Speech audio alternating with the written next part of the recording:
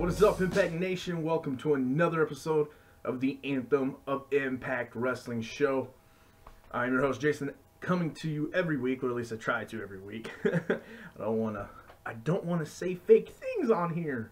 Anyway, we're here to review last night's episode of Impact Wrestling. Wow,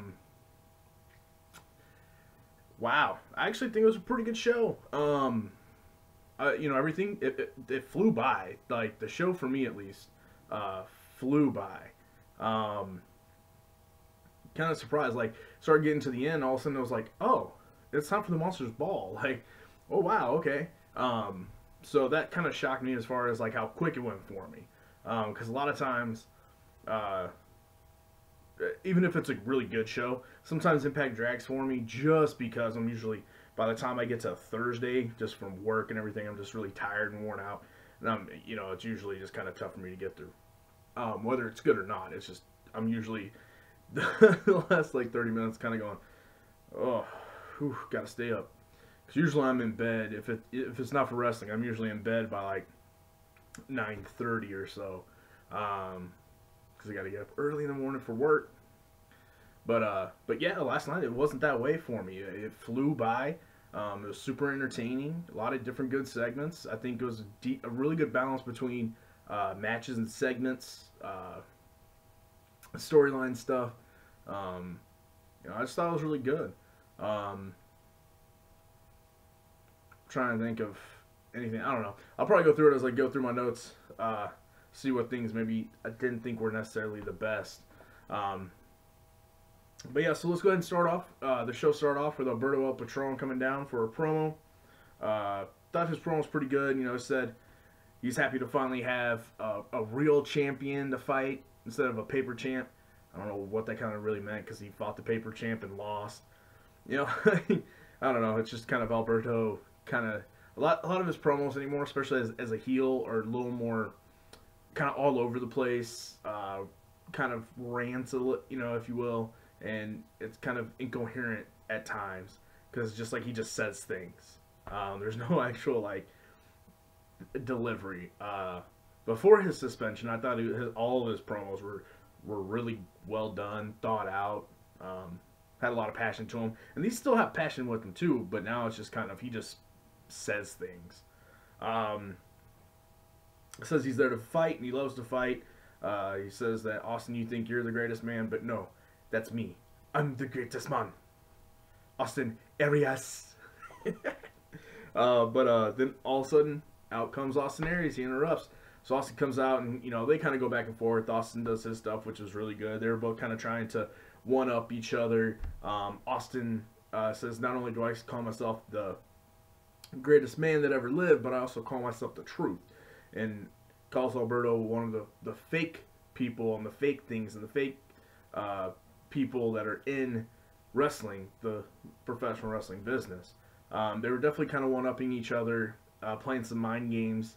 But the way that they've been building this match, they make the title itself seem super important. Both these guys are super passionate about what they're saying. They both feel like they need that title. And that's a big thing because, the Impact Heavyweight Championship needs to be, or come off and feel to the viewers as a prestigious thing. And I think both these guys are doing a really good job at doing that. Of course, then they end it with Alberto starts to walk off. He says, play his music. And as his music playing, and Austin says, wait, hold on. Alberto, thanks, man. That's so nice of you. But, you know what? How about we play your music? Because after Redemption, you will never have your music play last. Or it won't be playing last at Redemption, or however he said it. And so then he lets Alberto's music play, and then that was the end of the segment. So I thought it was pretty good. Both guys are really diving into it. I can't wait for the match, personally, because I think this is kind of, not necessarily a dream match, but a match we never thought we'd see. It should be a lot of fun. I think it will be a very good match. Hopefully. And I feel like Don Callis and Scott D'Amore will do this. They'll let that match just be a clean finish. No screwy things with than the match, nothing like that. I think they'll just let the match happen, and it'll be, you know, a clean finish, and I think it'll be a good match for it. After that, we get Trevor Lee versus Fallah Bahh, and man, what a super fun, entertaining match, because both these guys kind of have, you know, similar. They're not similar gimmicks, obviously, but they kind of have similar gimmicks within their gimmicks, and it's they can both be serious threats, but they're both funny at the same time. But they're not like Richard Justice or Grado, where they're, you know, comedic wrestlers. They both can be taken, but it's just fun. It's just fun to watch. Fallah Bahh's over like Rover. He got the whole crowd. He can get the whole crowd quiet, and then he just starts hitting his head, and everybody's doing the ba ba ba with him. I think that's great. I love how whenever he's coming down to the ramp, he pulls up his robe thing, and he's playing the circle game. That was funny. I think the teamwork still with the Cult of Lee. They do great heel work, even in being entertaining and funny. They do a really good job. Kayla's reaction, oh my gosh, whenever Fallah Bahh did the splash thing onto Trevor's chest, oh my god. But Kayla, you can just kind of see Kayla Connolly's reaction in the corner there of the screen, and it was absolutely hilarious. And he's like, no, Trevor! It was hilarious. He's so good. But yeah, after with the, you know, a quick back slap to the face, kind of knocks out Fallah Bahh, and Trevor Lee comes up with the Schoolboy, and Schoolboy roll up for the win by Trevor Lee, which is good. You know, it's totally fine. Yeah, I think the Cult of Lee is still going to be fairly prominent going into Redemption, but kind of on the side. I'm not sure how that's going to play out, but I think they're going to keep them relevant. They're not just going to kind of like fade away and classify themselves as obsolete. But no, I don't think they're going to like just fade away and kind of be like this random team. They're going to keep them up there, I think. Then we go to a OVE vignette, and these are done so well and just so creepy. But we see that Sammy is now stalking Alicia Edwards, Eddie's wife. And I think they kind of did this actually fairly well, where they cut to backstage. He just has to be walking by the entrance thing, and Mackenzie Mitchell's like, hey, Eddie, do you see this? Do you see this? And Eddie's like, what? Oh my god. And then he leaves, obviously, to go to the hotel. I thought it was done really well. It wasn't too overly produced. I mean, obviously, like, that wasn't actually being fed there live to the, you know what I mean? Like, you know, but at the same time, like, it's done just well enough that you can lose yourself in it. You know, you can, oh, what's the saying? Something about disbelief. Whatever that's saying. I can't think of what I'm trying to say here. But yeah, you know, you can get lost in it. You can believe in it for a little bit for what it is, because you're watching a professional wrestling show. But yeah, I thought it was done really well. It did look super creepy. The way that they do edit it, they just put them together so well. But then we come back, and it's Rohit Raju versus Matt Sydal. I don't believe it was for the X Division title, but in an X Division match. Sydal's got some new music. Not bad, obviously. You know, you got to have a little something different to kind of show people, hey, he's a heel now. I think Sydal's pulling off the heel thing perfect. And you can't have, like I said, you know, one thing I didn't get a chance to say last week, since I didn't do a review. I was kind of busy having some St. Patrick's Day spring break fun. You can't pick a more perfect person than Josh Matthews, who is more hated, especially amongst Impact fans, than Josh Matthews. Nobody's more hated. So if you want to make sure that Matt Sydal gets 0 cheers at all, you put Josh Matthews with him as his spiritual guide. It just is. That's a perfect match, and makes him like such this like weird douchey, cocky heel. I love it. I think it's great. As far as this match goes, though, That was fun. It was good. It kind of started off a little slow, um, and then as it did get to its peak and it worked up to what they wanted to do, thought it became a lot more hard hitting, a little more physical. That was kind of more of like the match that I like to see, especially out of Matt Sydal. Um, I was kind of expecting maybe a little more faster paced match for Next Division because in some of the matches we've seen with Roddy Heat, even whenever he was going by Hakeem Zane, he wasn't like a super like fast all over the place, but he was a guy that could move fast in the ring, do some different type of moves. And since Sydal's that way too, I kind of figured that's where they were going to go, but they didn't. They kind of went a little more just kind of a traditional match, and it was good. It was still a lot of fun. It was good. Kept entertained me. Sanjay, of course, was doing the match by himself and not doing as good as he did during Feast or Fired. I thought he actually did a really good job during Feast or Fired. I was, pleasantly surprised. This one, on the other hand, wasn't as good. And then they clearly were like, here, since, you don't have a lot of practice, just plug. Plug for the matches happening later on tonight, plug for WrestleCon, plug, the Schitt's Creek stuff, plug whatever, Shop Impact, GWN, plug it all. That's what we're going to fit in this match. So, he did, and didn't really talk about the match much, but, whatever.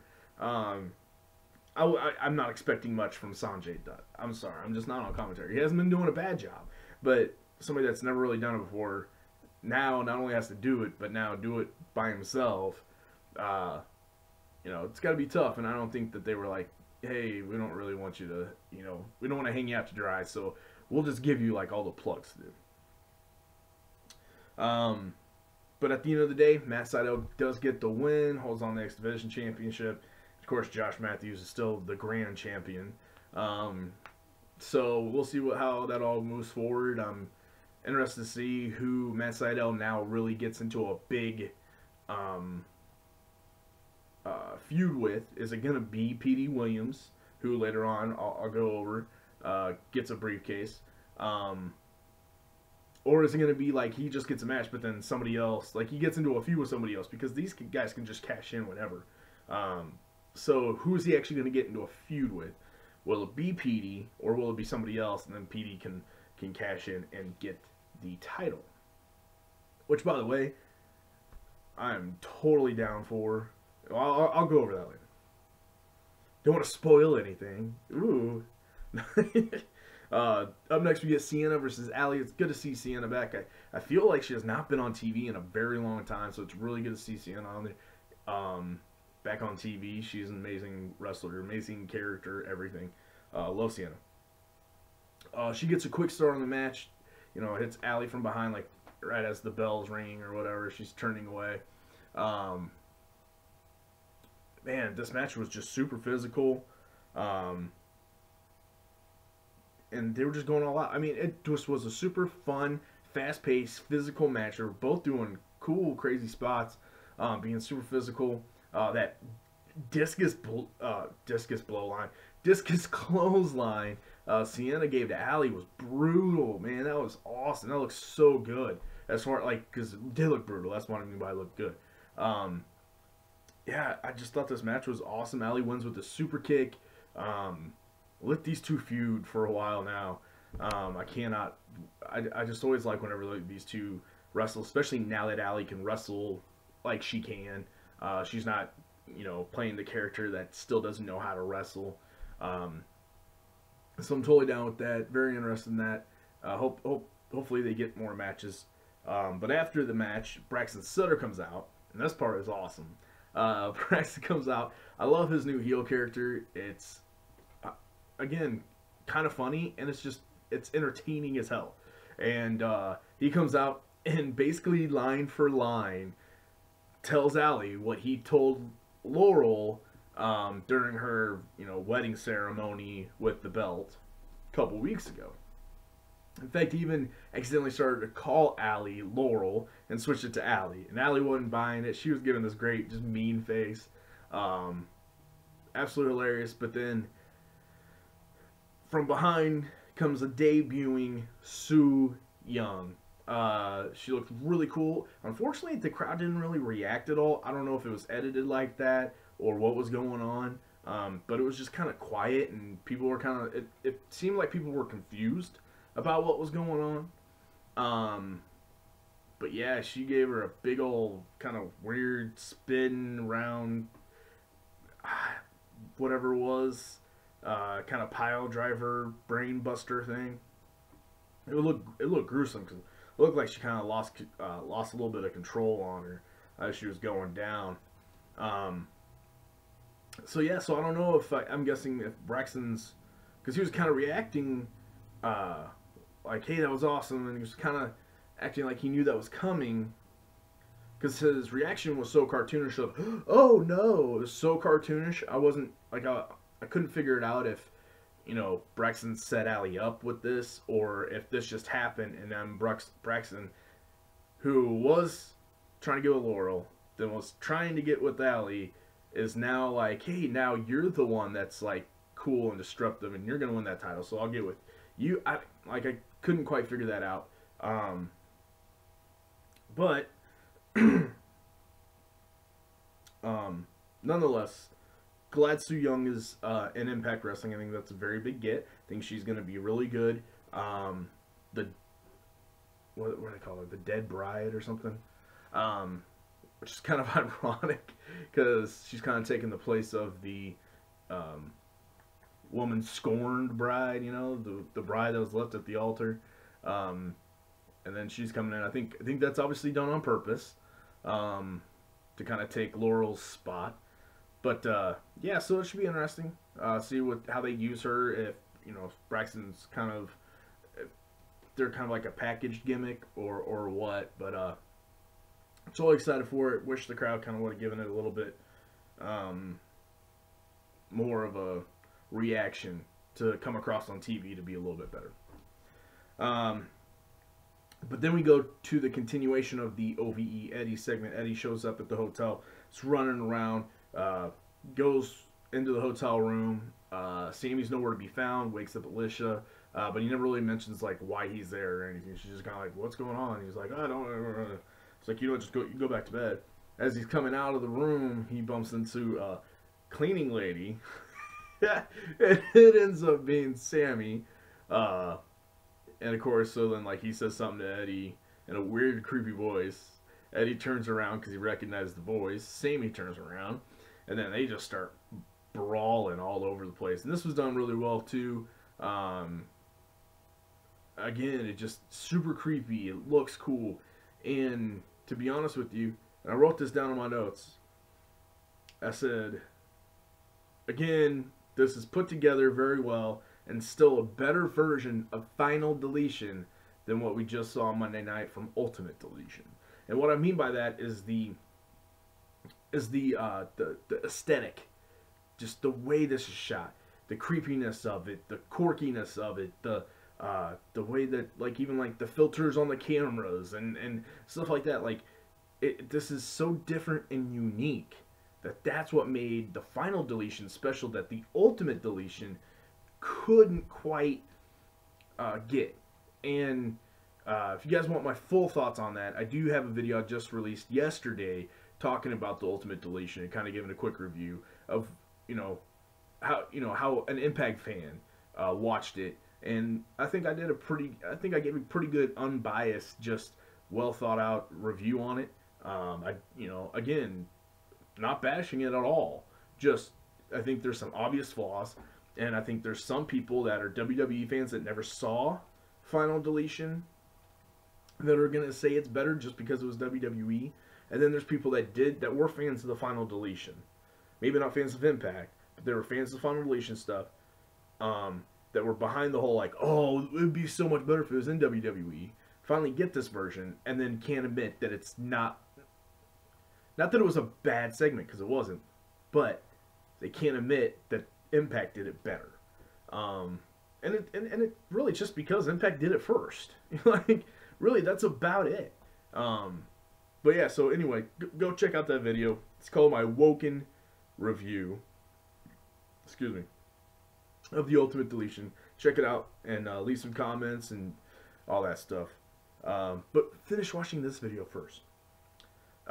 Anyway, Sammy gets the upper hand, knocks Eddie to the ground, so then Alicia comes out and it was like, no, get out of here, back away, leave us alone, or I'm calling the cops, blah, blah, blah. So then, you know, they do the thumbs up, thumbs down thing, and then get out of there. So that was done really well. That was really good. And then, like I said, I mean, look at this.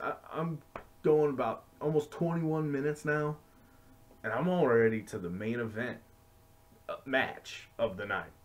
So we get to the main event Monsters Ball match. Congo Kong versus the returning monster Abyss with James Mitchell. Awesome. And here's the one thing that I didn't, again, this is another thing that I didn't get to say in the last one. I want to make sure that I did say this. Last week, whenever James Mitchell made his return and was talking, he gave probably the best explanation / origin backstory of this whole Joseph's Park thing that we have ever gotten yet.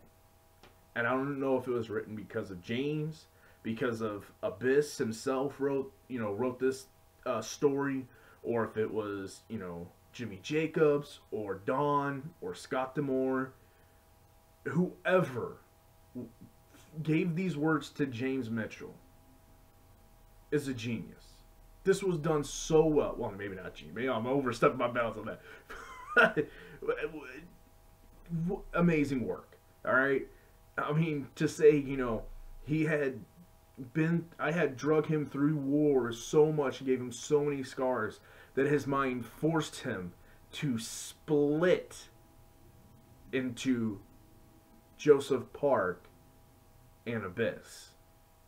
And just like that was done, I mean, just the littlest explanation, but it's a huge thing, because now all of this makes sense. He's not just some weirdo split personality guy that just kind of came out of nowhere.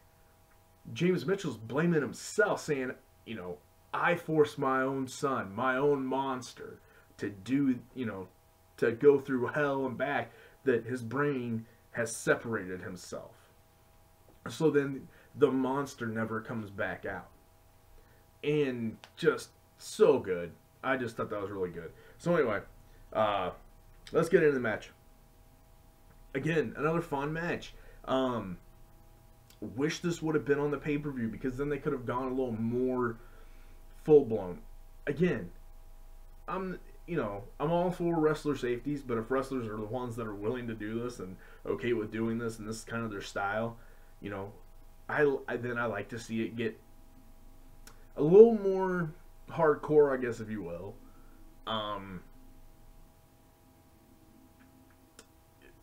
Than what they would be able to do on, you know, national TV if they're rated PG. You know what I mean? Which, by the way, I think this match was just as, if not a little more, a little more gruesome, I guess, than the Barbed Wire Massacre match. I mean, there was some pretty gross things, but they even had barbed wire in this match. I mean, if you take out the stakes to the top of the head part at the very end, and then I would say a couple of the other guys, whenever like they would fall into like the ropes that were barbed wire, and they like actually fell into them, and then the barbed wire would break, and they would like kind of get wrapped up in it. And take a couple of those spots out, I think this overall match was a little more gruesome than the Barbed Wire Massacre that wasn't put on Pop.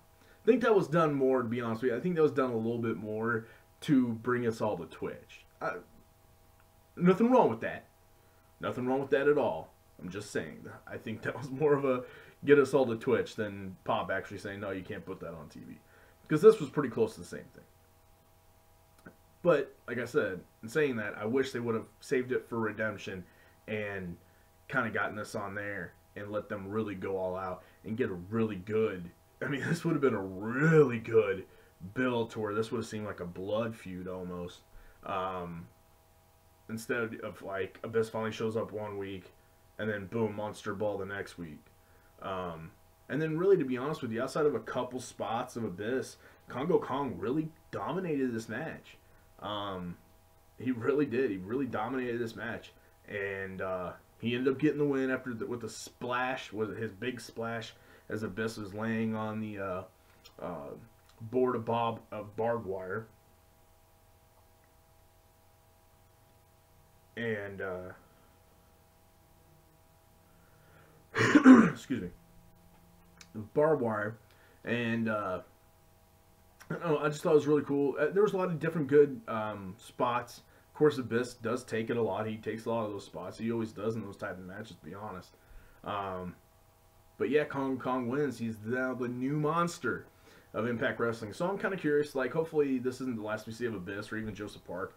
Either any of his gimmicks. I know Abyss, Chris Park, the man behind Abyss and Joseph Park. Um, I'm pretty sure he's an agent and he's part of creative. So I don't think Abyss is leaving anywhere. I know some people thought this was like his swan song last match. I don't think it was.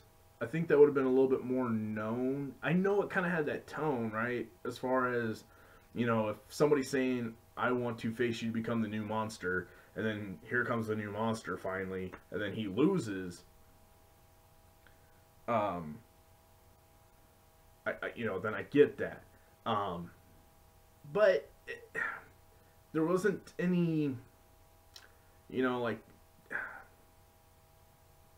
whenever it was James Storm's last match, you know, they kind of let him kind of have like this kind of walk off and this and that. Like they didn't show an Abyss walk off or an Abyss, hey, you know, thanks to the crowd. EC3 had his little promo there at the end. We'll see what they do with Lashley. But I think like D'Amore and Callis kind of seem to be letting these guys have like their goodbye moments. Laurel didn't really, but that's fine because I think they might have been kind of mad at Laurel. So, but you know, with everybody else, they were kind of like graciously letting them go, and you know, letting them seek out other stuff. And with those people, they've allowed to let them say goodbye. So I don't think this is it for Abyss. I really hope it's not. Even like I said, even if it's Joseph Park, even if it's Joseph Park being a manager for returning Chandler Park at some point, you know, that'd be really cool. I like that. So as long as Abyss stays in Impact, and I think he is, awesome, right? So let's hope for it. Then we get the Feast or Fired. Oops. Sorry, my notes went away. The Feast or Fired stuff. Just to run through it really quick, Eli Drake gets the World Tag Team titles. How mad he got. And he was like, what the hell am I supposed to do with this? I don't even have a tag team partner anymore. And launches the thing. I think that's a little bit of a shoot. To be honest with you, I think it's a little bit of a shoot. He got the tag team title thing, because that was the plan. And then all of a sudden, you know, Adonis does the no-show or, like, quits or whatever it was. And, you know, then they shot the whole, like, him on the phone with them last week. That whole thing. So I think it might have been a little bit of a shoot by Adonis. Like, damn it. Alright. So now what? Of course, that news was kind of broke. He's going to find a tag partner. And it's a good one. It's a good tag partner. An interesting one, but it's good. Moose gets the heavyweight championship, world heavyweight championship, or the global. It still said global in it. I hate that name. I don't know why. I really don't. I hate that. The global championship. No, it's world heavyweight, not global heavyweight. World heavyweight. Or just the world title. I'm fine with just the world title. Impact world title. And then, of course, Petey Williams gets the X Division. Good for Petey. I hope he gets another run with that. I really do. I hope he cashes in, and I hope he gets the X Division title. At least for a little bit. I just think it'd be really cool. I've always been a big fan of Petey Williams. And then, of course, EC3 is fired. I love the segment earlier that they did. It was pretty funny where everybody kept walking by. He's like, he's going to get fired. He's going to get fired. He's going to get fired. Bobby just... that was pretty good. I enjoyed that. That's funny. And then EC3 gets on the mic. And to be honest with you, I think that's one of the most passionate EC3 promos I have seen him give in a decent amount of time. You know, some people have felt like he's really phoned it in, this whole tapings. I don't necessarily think he's phoned it in. The one match that I think it was really bad in, though, was the Tyrus match. He was really way over the top and comedic, and I don't know, it's just weird. Outside of that, I don't think he's been too bad. And then all of a sudden, this promo came out, and he killed it, and he showed a lot of passion. It was really good. It was kind of the EC3 of old. Talking about, you know, he's the hardcore American icon, and all that other stuff. And then, of course, he goes to say goodbye and walks away. And JB starts talking again, and he starts beating the crap out of JB. So, without them even knowing, they wrote JB off TV as well. For whenever JB just randomly quit and left for the WWE as well. So no more EC3. This was his last episode. I believe he has now officially been taped for NXT shows. So my thoughts, whenever I talked about it before, I think are true. Yeah, they did a debut just so then they had a debut of him on an NXT takeover. But he wasn't going to be put on any shows until his last match on Impact, which seems to be the case. Yeah, if you want to see EC3, watch NXT. Let's see here. Oh yeah, and then the JB thing. What else was I gonna say? Let me see my notes here. Nope. Then Brian Cage. That's right.